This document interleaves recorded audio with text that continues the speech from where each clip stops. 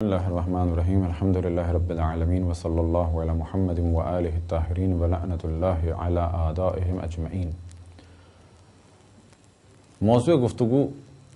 مسافر کے احکام۔ اب تک کچھ شرائط بیان کی، اب کچھ مسائل بیان ہوں وطن سے متعلق۔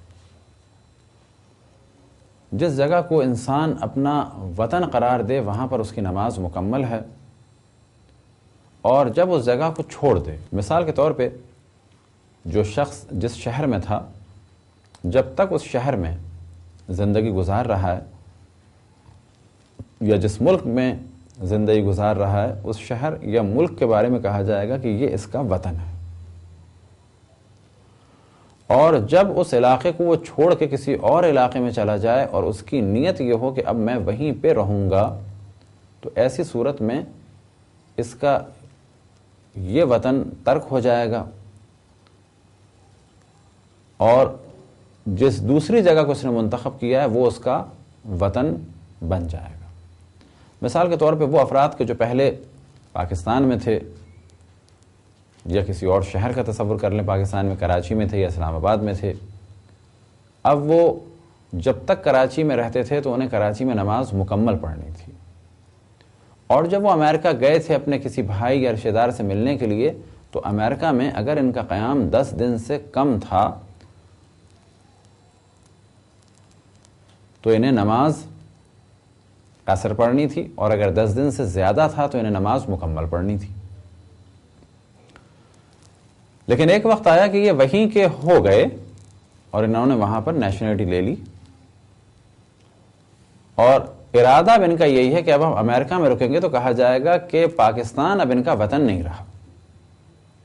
اب ان کا وطن ہو گیا امریکہ یا وہ دوسرا ملک کے جہاں پر ہی منتقل ہو گئے۔ لیکن اگر انہوں نے اپنی ملکیت کو باقی رکھا ہوا ہے پاکستان میں، یا یہ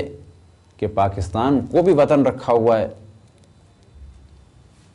لہذا بعض افراد ایسے ہیں کہ جن کے پاس 2 نیشنلٹیز ہیں،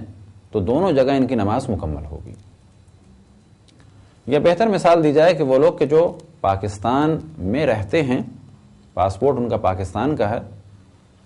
اور وہ چلے گئے ہیں UAE وغیرہ، کیونکہ وہاں پر عام طور پر نیشنلٹی نہیں ملتی، اور زندگی ان کی گزر رہی ہے، تو جب تک وہ وہاں پر رہ رہے ہیں تو ان کا وہ وطن ہے، اور ان کی نماز وہاں پر مکمل ہے، روزہ وہاں پر مکمل ہے۔ اور جب وہاں سے ان کو نکال دیا جائے یا نکل آئیں اور اپنے وطن واپس آ جائیں، تو یہ ان کا وطن ابھی بھی باقی ہے۔ تو عام طور پہ وہ لوگ کہ جو عرب ممالک میں جاتے ہیں، تو ان کے بارے میں تو یہی کہا جاتا ہے کہ ان کا وطن ابھی بھی پاکستان یا جس ملک سے بھی گئے وہ باقی ہے، کیونکہ یہ ایک عجیب موضوع ہے کہ عام طور پر مسلمان ممالک میں نیشنلٹی نہیں مل پاتی، لیکن وہ افراد کہ جو چلے گئے ہیں یورپ یا امریکہ، تو عام طور پر وہ اس نیت سے ہی جاتے ہیں کہ اب ہم وہاں پر رہیں گے، تو اگر انہوں نے ارادہ کر لیا ہے وہیں پر رہیں گے تو اب ان کا وہ وطن مانا جائے گا، اور اگر ارادہ کر لیا ہے مکمل ترک کا، تو ترک کے وطن کی جو مثال دی جا سکتی ہے جو بہت ہماری زندگی میں قریب ہے، وہ ہے انڈیا سے جو لوگ ہجرت کر کے پاکستان آئے، ان افراد کے بارے میں کہا جائے گا کہ ان کا اب انڈیا کے بارے میں وہم و گمان بھی نہیں ہے کہ وہ وہاں جا کر دوبارہ آباد ہوں گے۔ اب یہ جب بھی اپنے علاقے میں جائیں گے تو ان کو نماز قصر پڑھنی ہے اور روزہ نہیں رکھنا ہے۔ لیکن ہاں، وہ افراد کے جو یورپ یا امریکہ سے پاکستان آتے ہیں اور پاکستان کو ابھی بھی وطن سمجھ رہے ہیں، اور ان کے وہم میں ہے، گمان میں ہے، اور یہ ہے کہ شاید ہم کبھی دوبارہ واپس آ جائیں، اور ان کی یہاں پر ملکیت بھی ہے، تو ان کی یہاں پر نماز مکمل ہوگی۔ لیکن اگر امریکہ چلے گئے وہ لوگ، فرض کریں کہ ایک شخص جوانی میں گیا تھا اور اب اس کی بیوی بچے امریکہ میں ہیں، اور اب اس کا کوئی ارادہ نہیں ہے دوبارہ پاکستان آنے کا، ترک وطن کر چکا ہے، گھر وہاں لے لیا ہے، بزنس وہاں پر ہے، اور اس نے سوچا بھی نہیں ہے کہ میں کبھی واپس آؤں گا پاکستان، تو کہا جائے گا کہ اس نے ترک وطن کر دیا ہے۔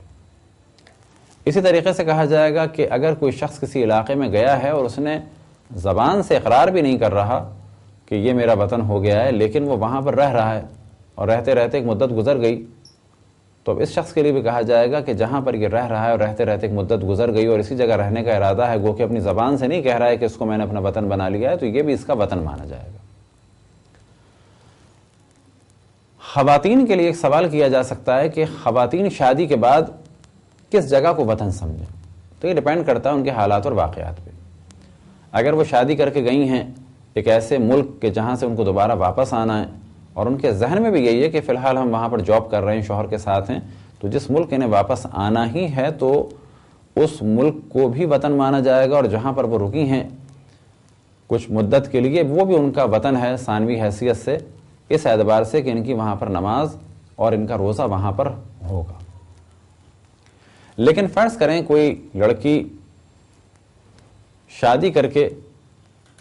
کسی اور ملک چلی گئی اور وہاں کسی نیشنلٹی بھی لے لی ہے، اور ارادہ یہی ہے کہ اسی شوہر کے ساتھ اسی ملک میں رہنا ہے، تو جب تک یہ ارادہ ہے تو کہا جائے گا کہ یہ ملک اس کا وطن ہے۔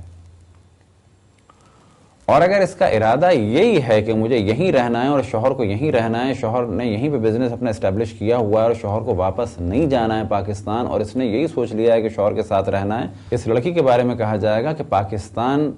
اب اس کا وطن نہیں ہے، اس کا وطن وہ ہے کہ جو اس کے شوہر کا وطن ہے۔ وطن کی گفتگو کیوں آئی؟ کہ جس جگہ اس کا وطن ہے وہاں اس کی نماز مکمل ہوگی، اور اگر اس نے وطن کو ترک کر دیا ہے تو جب یہ وہاں پر واپس جائے گا تو اس کی نماز قصر ہوگی۔ اگر کوئی شخص کسی جگہ پہنچے اور وہاں پر اس کا ارادہ ہو 10 دن رکنے کا، 10 مکمل دن رکنے کا ارادہ ہو، تو ایسے شخص کے لیے کہا جائے گا کہ اس کو نماز اپنی مکمل کرنی ہے، پڑھنی ہے اور روزہ بھی رکھنا ہے۔ لیکن اگر 10 دن سے کم ہو تو اس کی نماز قصر ہوگی۔ اسی طرح سے اگر 10 دن کے دوران اس کا ارادہ یہ ہو کہ حد ترخص کے اندر یعنی وہ علاقے کے جو عام طور پہ شہر کے ارد گرد مانے جاتے ہیں اور 4 فرسخ سے آگے نہیں ہیں، وہاں آئے گا جائے گا، تو اگر یہ آنا جانا اس کا اس شہر میں قیام کرنا مانا جاتا ہے، تو عام طور پہ مراجع الزام فرماتے ہیں کہ 1-2 گھنٹے کا اگر وہ سفر ہے آنے جانے کا، لیکن وہ بھی 4 فرسخ سے زیادہ نہ ہو، تو ایسی صورت میں اس کی نماز بھی پوری ہوگی اور روزہ بھی پورا ہوگا۔ مثال کے طور پہ کسی علاقے میں گیا اور وہاں کے ارد گرد کے جو علاقے ہیں کہ جو شہر سے باہر نہیں مانے جاتے، اور اگر باہر بھی ہیں تو بالکل ہی ساتھ ہیں اور حد ترخص سے آگے نہیں ہیں، تو ایسی صورت میں اس کی نماز مکمل ہوگی۔ بس 10 دن اگر کوئی کہیں پر قیام کرتا ہے تو اس کا روزہ بھی رکھنا ہے اور اس کی نماز بھی مکمل ہوگی۔ لیکن 10 دن سے کم اگر یہ قیام کرتا ہے تو ایسی صورت میں اس کا روزہ قصر ہوگا، یعنی اس کو روزہ نہیں رکھنا ہے اور نماز بھی اس کی قصر ہوگی۔ اگر کوئی شخص کسی جگہ پر پہنچے اور 9 دن کا ارادہ کرے، اس کی نماز قصر ہے، روزہ نہیں رکھ سکتا۔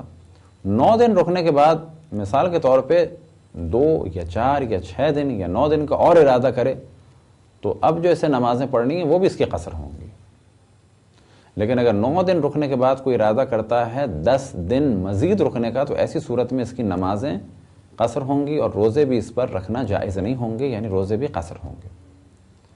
لیکن فرض یہ کریں کہ ایک شخص 9 دن رکا اور 9 دن رکنے کے بعد اس نے ارادہ کیا کہ میں 6 دن اور رکوں گا، یہ ہو گئے 15 دن۔ 15 دن رکنے کے بعد اس نے ارادہ کیا کہ میں 8 دن اور رکوں گا، اب یہ 23 دن ہو گئے۔ اب اس نے ارادہ کیا کہ میں 8 دن اور رکوں گا، تو یہ ہو جائیں گے 31 دن۔ تو اگر کوئی شخص کسی علاقے میں رکتا ہے اور تدریجاً اس کے دن بڑھتے چلے جاتے ہیں، تو 30 دن تک تو اس کو نماز قصر پڑھنی اور روزہ نہیں رکھنا ہے۔ لیکن 30 دن کے بعد جتنے بھی دن ہیں اور یہ رکا ہوا ہے اور اس کو نہیں معلوم کہ مجھے کتنے دن رکنا ہے، چاہے 1 دن یا 2 دن یا 10 دن یا 20 دن، تو اب اس کی جتنی بھی نمازیں ہیں وہ مکمل ہوں گی، اس کو روزہ بھی رکھنا ہوگا۔ اگر کوئی شخص کسی علاقے میں پہنچا اور پہنچنے کے بعد اس نے 1 عدد 4 رکعتی نماز پڑھ لی، یعنی 10 دن کا اس کا ارادہ تھا۔ فرض کریں کہ آج صبح پہنچا اور 10 دن کا اس کا ارادہ تھا، ظہر کی نماز پڑھ لی، اور پڑھنے کے بعد اب اسے یقین نہیں ہے 10 دن رکنے کا، یا 6 دن رکوں گا یا 7 دن رکوں گا یا 8 دن رکوں گا یا شاید 9 دن رکوں گا یا شاید 10 دن رکوں گا، پہلے یقین تھا اب یقین نہیں ہے. تو اگر اس نے 4 رکعتی نماز پڑھ لی ہے تو اس پر لازم ہے کہ اب یہ اپنی نمازیں پوری ہی پڑھے گا، اور اگر روزہ رکھ لیا ہے تو اس پر لازم ہے کہ باقی روزے بھی رکھے گا. لیکن اگر اس نے 4 رکعتی نماز نہیں پڑھی اور اگر روزہ رکھا تھا تو ظہر تک روزہ نہیں پہنچا، یعنی فرض کریں روزہ رکھا تھا، ایک جگہ پہنچا، رات کو پہنچا،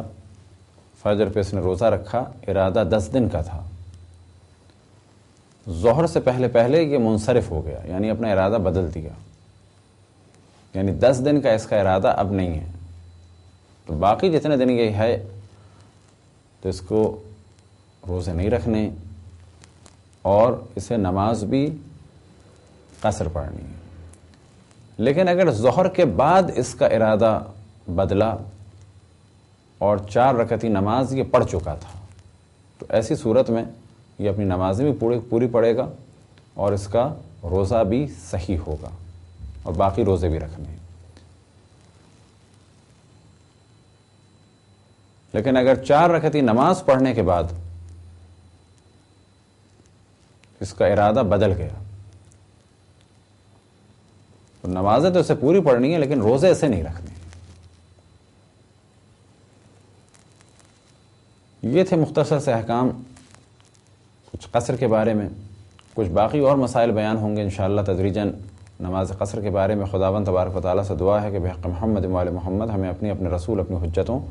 خصوصاً امام زمان علیہ السلام کی معرفت اور اطاعت کی توفیق عطا فرمائے. وصلی اللہ علی محمد و آلہ الطاہرین.